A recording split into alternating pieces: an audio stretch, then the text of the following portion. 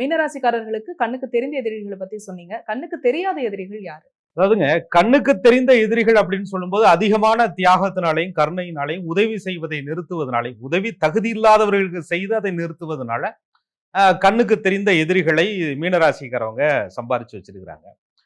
அவங்க எங்க சம்பாரிச்சாங்க? அவங்க உருவானாங்க எதிரிகள். கண்ணுக்கு தெரியாத எதிரி மீனராசிக்காரர்களுக்கு பெரிய தில்லாலங்கடியான ஆளு. எப்படின்னு கேட்டீங்கன்னா, மீனராசிக்காரவங்க கூடவே இருப்பாங்க. அவங்க கூடவே சாப்பிடுவாங்க, அவங்க கூடவே தூங்குவாங்க, அவங்க கூடவே வாழ்ந்துகிட்டு இருப்பாங்க. அவங்கள நயவஞ்சகமாக துரோகம் பண்ணிக்கிட்டே இருப்பாங்க. அவங்க வாழ்க்கையை கெடுத்துக்கிட்டே இருப்பாங்க.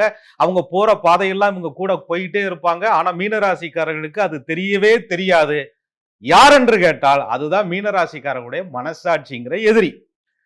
தப்பான ஆளை நம்ப வச்ச அந்த மனசாட்சி, தவறான ஆட்களுக்கு உதவி செய்த அந்த மனசாட்சி, தவறான ஆட்களுக்கு தியாகம் செய்த அந்த மனசாட்சி தான் மீனராசிக்காரர்களுக்கு கண்ணுக்கே தெரியாத கூடவே இருக்கக்கூடிய நிழல் போன்ற ஒரு எதிரின்னு சொல்லலாம். அந்த மனசாட்சிங்கிற அந்த சாட்சியை மீனராசிக்காரர்கள் என்னைக்கு கலட்டி வைக்கிறாங்களோ அன்னைக்கு தான் மீனராசிக்காரர்கள் கண்ணுக்கு தெரியாத எதிரிகளை முதல்ல வேற இருக்க முடியும். கண்ணுக்கு தெரியாத எதிரி மீனராசிக்காரர்களுக்கு வெளியில் இருப்பதை விட இவர்கள் மனசுக்குள்ளாகவே இருந்து குடையக்கூடிய அந்த மனசாட்சி தான் இவங்க முதல்ல தூக்கி எறியப்பட வேண்டிய ஒரு விஷயமா மீனராசிக்காரங்களுக்கு இருக்கும். அந்த மனசாட்சிங்கிற அந்த சாட்சி இருக்கு பாருங்க மீனராசிக்காரர்களுக்கு, அது சாட்சியெல்லாம் கிடையாது.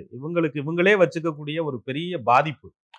கெட்டவங்களுக்கு சர்டிபிகேட் கொடுக்கறது, அதுவும் ISO முத்திரையோட கரெக்டா கொடுக்கறது.